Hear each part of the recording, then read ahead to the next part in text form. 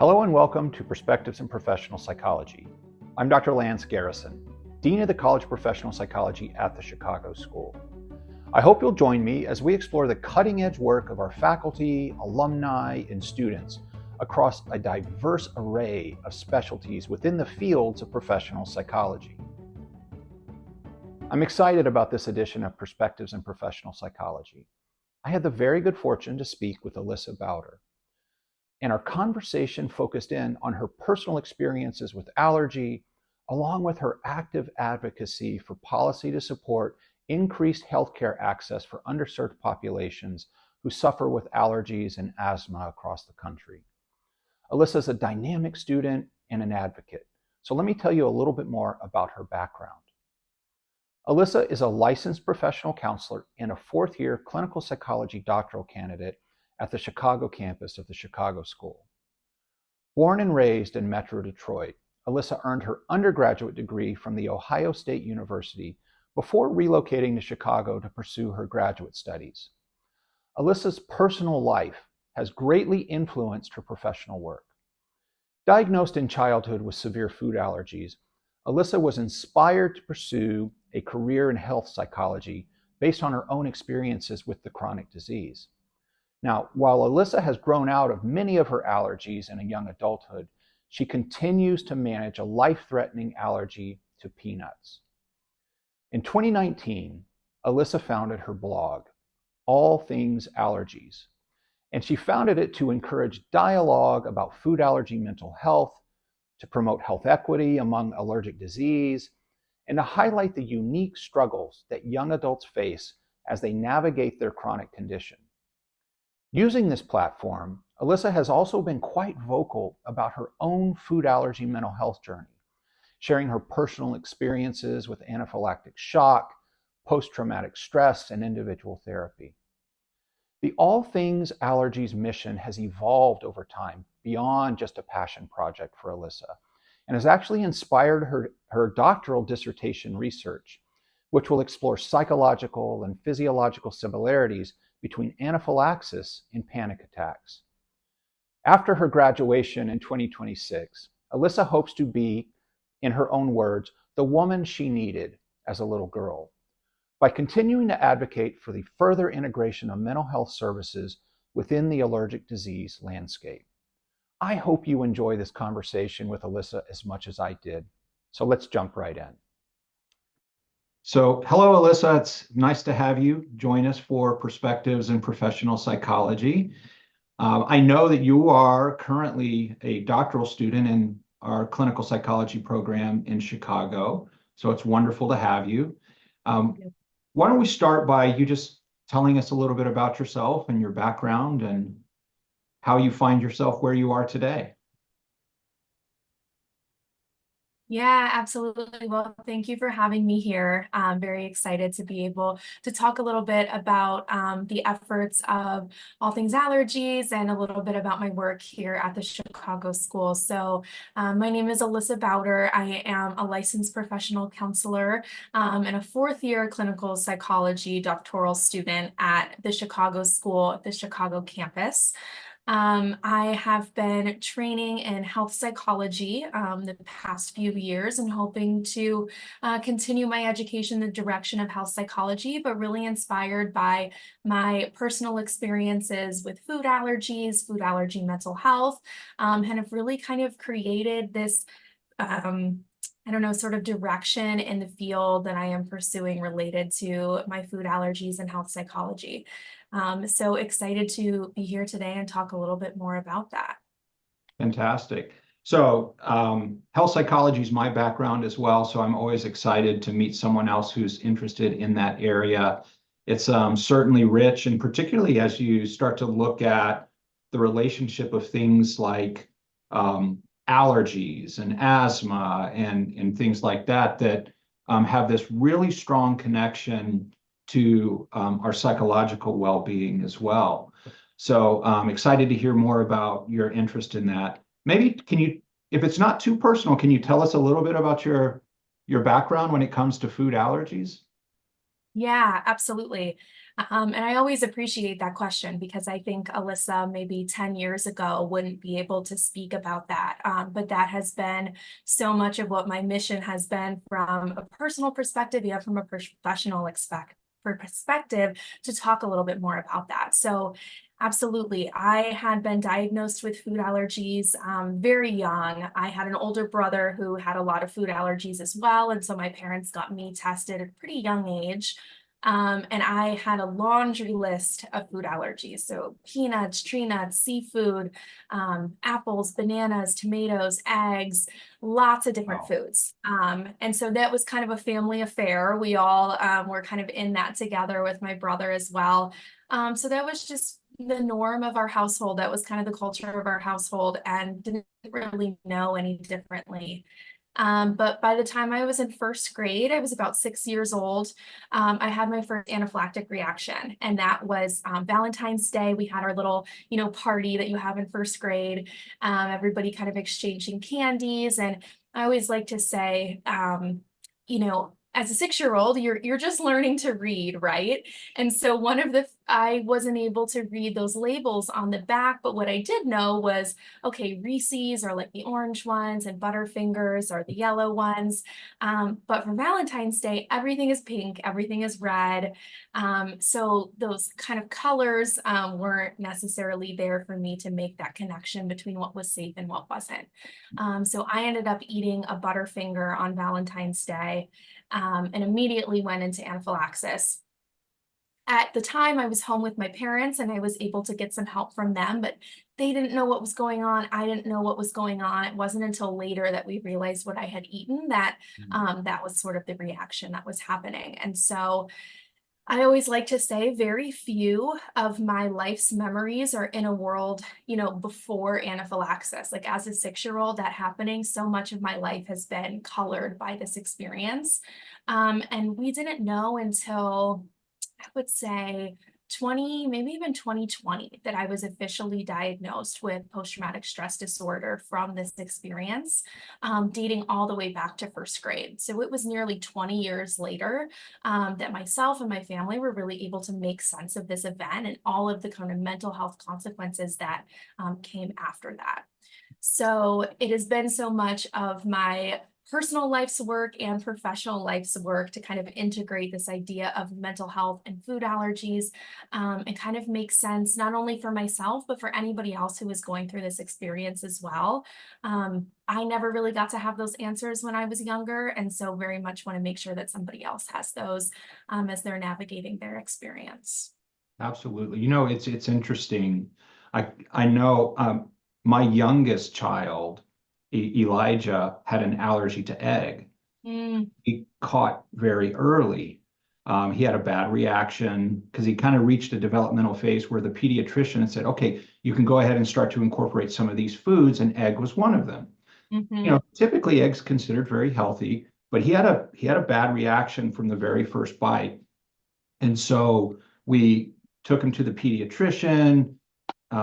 They gave him a bunch of Benadryl, and it subsided that initial reaction that he had. But we got the EpiPens at that time. And what was so interesting about that is it becomes this whole family thing. We're as parents, you have this just intense anxiety because you realize how dangerous food allergies can be. So, as parents, we kind of carried that anxiety with us. But then, you start to go out to eat, and then it becomes this thing of, hey, we need to make sure for our kid that there aren't these ingredients in the food, or it could be very dangerous. mhm. And our child had an anaphylactic reaction from going to a restaurant where we thought we'd ask all the right questions, but it had the thing he ate had egg in it, and he had an anaphylactic reaction. Very young, I think he was probably 2 years old. Oh, Uh, wow. but thankfully, my wife was there. I wasn't there, but she gave him the EpiPen, called EMS. They took him to the hospital, had to give him another EpiPen Mm, in the ambulance. But it just created this whole kind of terrifying, always feeling on edge about what your kid is eating. And I can imagine, there's a lot to work with parents around managing the anxiety. But, from hearing your story, when it happens at a developmental stage where you can form those core memories, where you can take away the fear, I can see PTSD being a very real outcome of that. So could you talk a little bit about the kind of management of that? You found out many, many, many years later that you Yeah. had this kind of longer term residual kind of traumatic reaction from it. But, from a psychological perspective, the earlier you can intervene after a situation like that, I can imagine it being much better. You don't have to carry as much of that over all of those really important developmental stages of socialization, you know, um, peer interaction. So, could you talk a little bit about your thoughts on that and what you think the role of a psychologist could be in helping a parent and children dealing with that kind of trauma?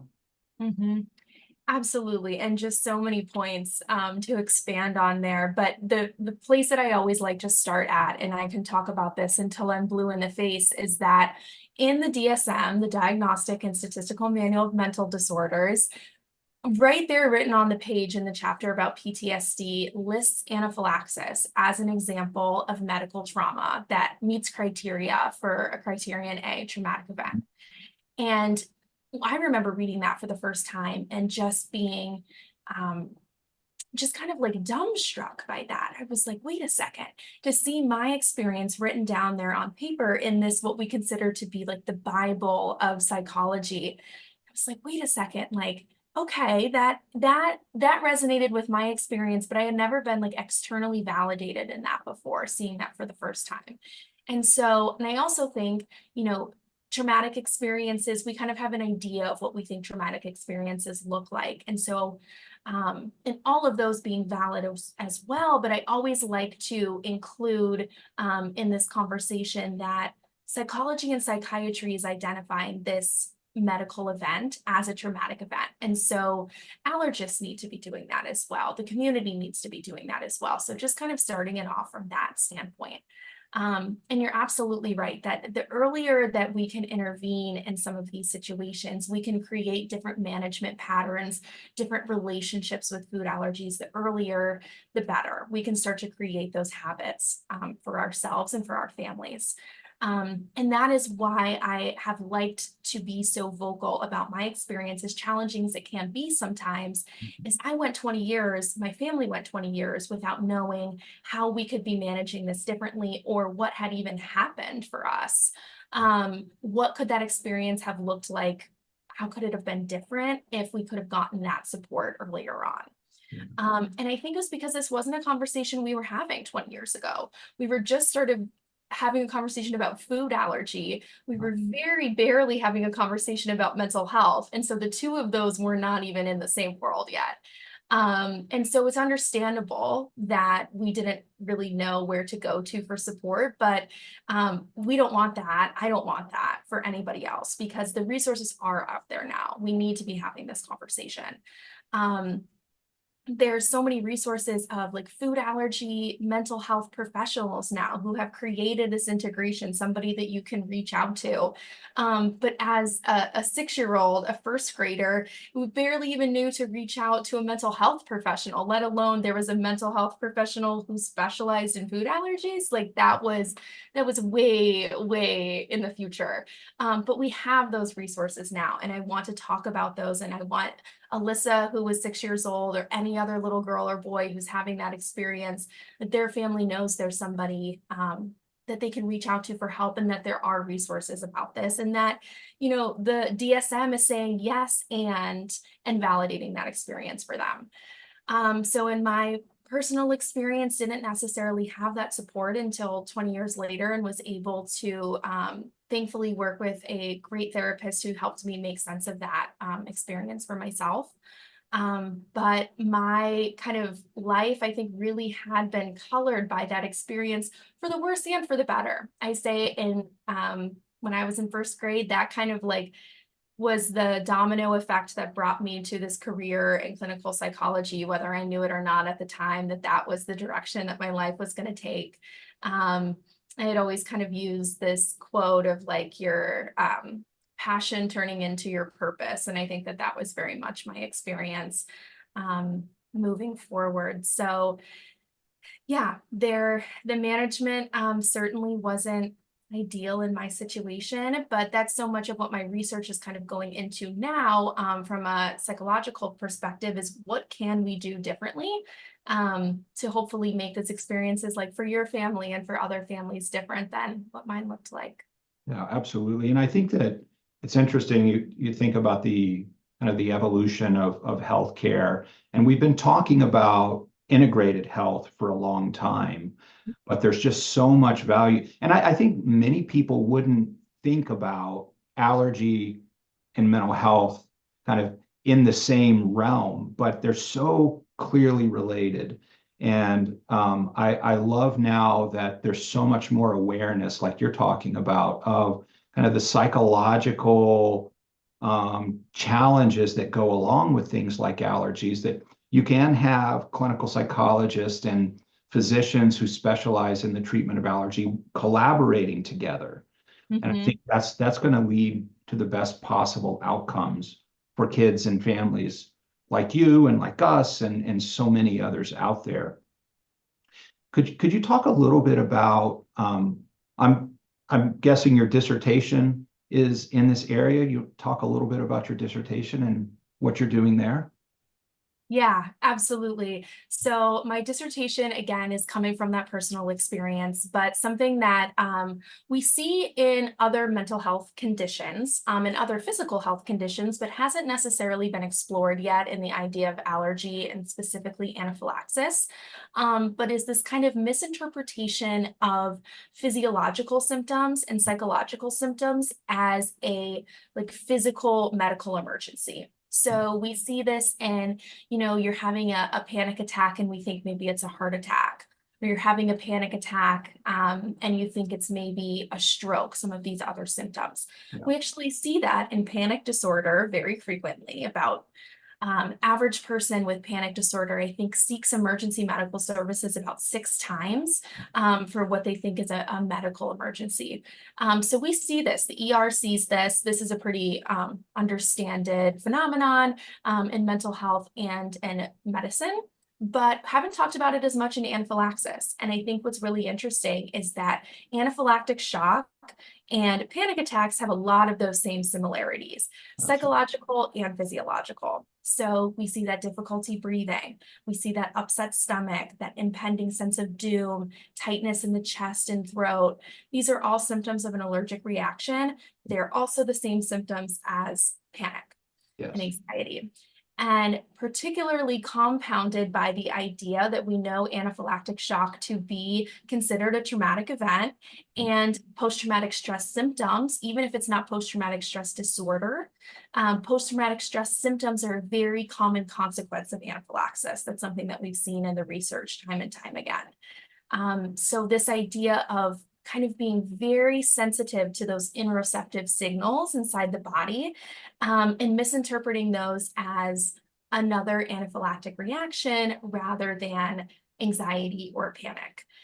So my research is specifically looking about that in young adults. That again came from my experience. I think there's a lot of resources out there for parents of kids with food allergies, a lot of research being done, especially in prevention for young kids with food allergies. I always feel like that young adult population is missing a little bit more of that support. They have a very unique set of circumstances and challenges to overcome.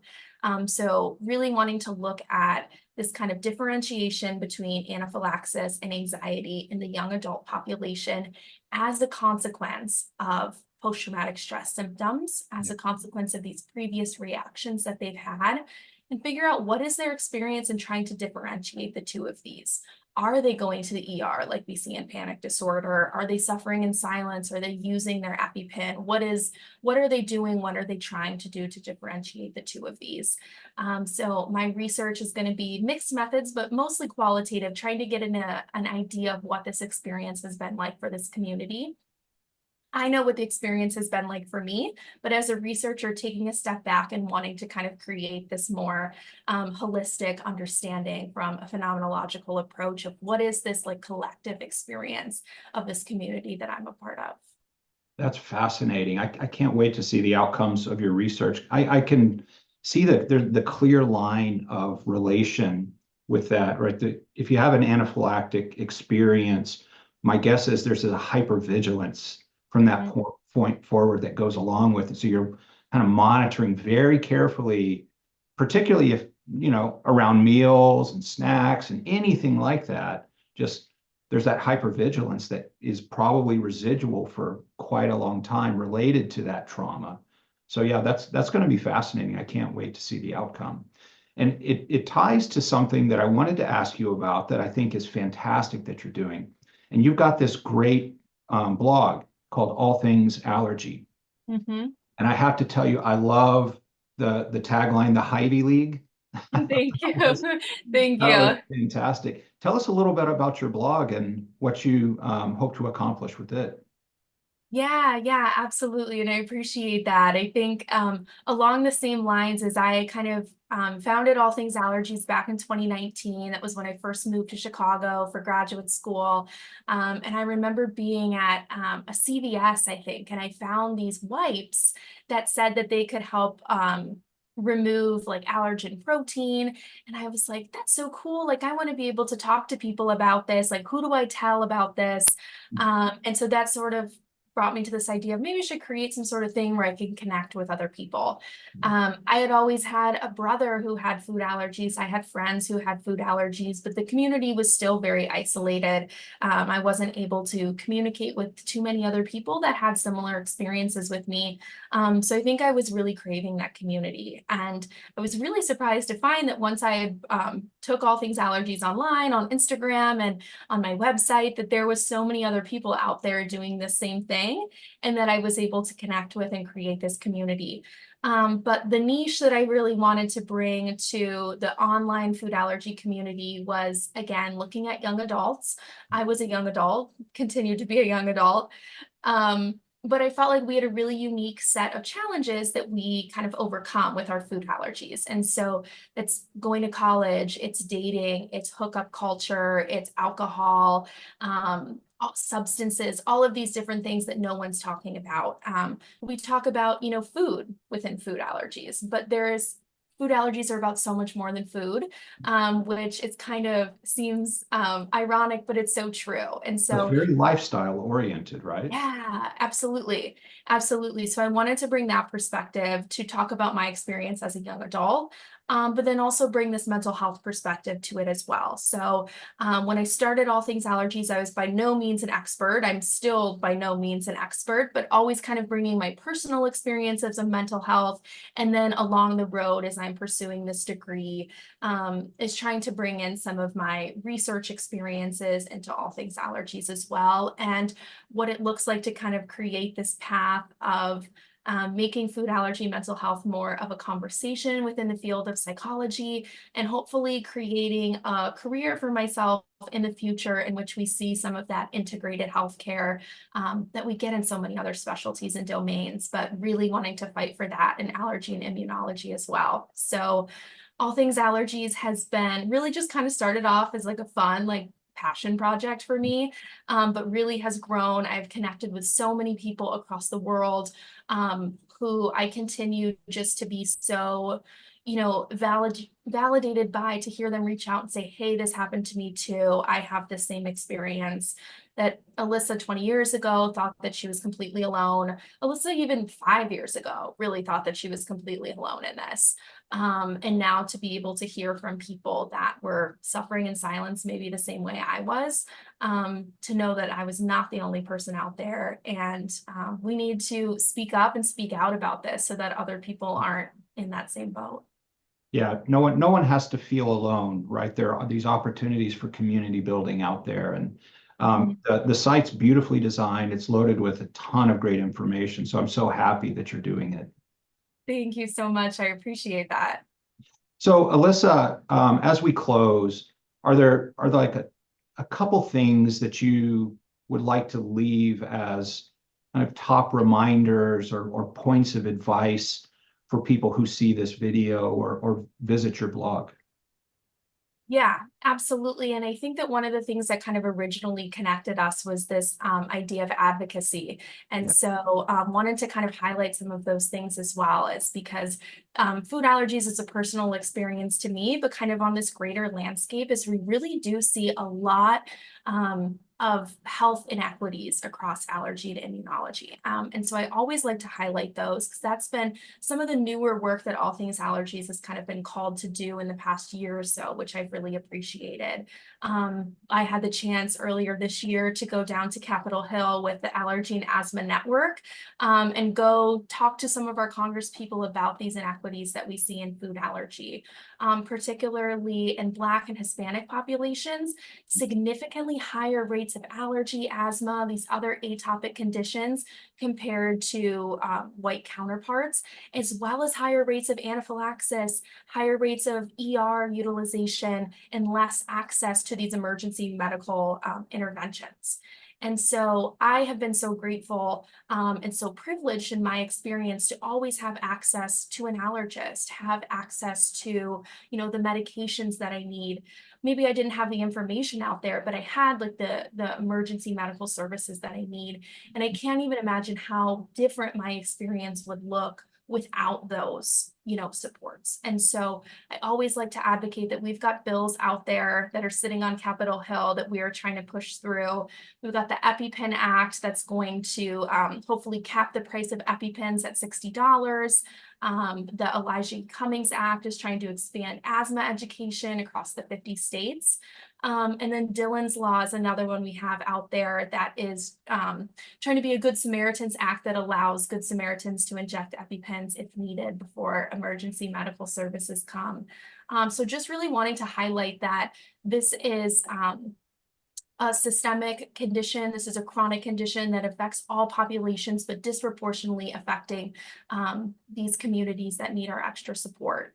So there's a ton of research and new therapies and protocols and all of these things that are coming out in allergy and immunology that are so important and meaningful and beneficial, but they are not reaching the communities that need them the most. And so I really want to always put that out there is Allergy and Asthma Network, FAIR, all of these organizations are doing some amazing advocacy work. So definitely check those out if you are inspired to get more involved. Absolutely. I think the advocacy piece is so critical because, as psychologists, we can do part of what we can do is that direct service piece, the psychoeducation, the therapy, helping physicians understand the importance and the value of that integrated care model. But if we really want to expand the scope of impact, I do think that advocacy piece is so critical, and making sure that our voices are heard as a part of this, because there's so many disparities and inequities when it comes to healthcare. Allergy and asthma is no different. So that voice of advocacy is so important. And I'm very proud that you're doing that, and hope that through this conversation, we can do more to support that. So Alyssa, thank you so much for your time today. It was a pleasure speaking with you. Is there anything in closing that you'd like to share? I always just like to say I have All Things Allergies on Instagram, allthingsallergies.com. You can check out my website. Always open to questions, comments. Please reach out. It has been kind of my life's work now to connect about these things. So if you or somebody you know would benefit from some food allergy or food allergy mental health experience, please reach out. So thank you so much for having me as well. I appreciate being here and getting a chance to talk about some of these things. Thank you for joining us on Perspectives in Professional Psychology. Until next time, keep exploring, keep learning, and keep making a difference in your communities. If you'd like more information about the professional psychology programs at the Chicago School, please visit us at thechicagoschool.edu.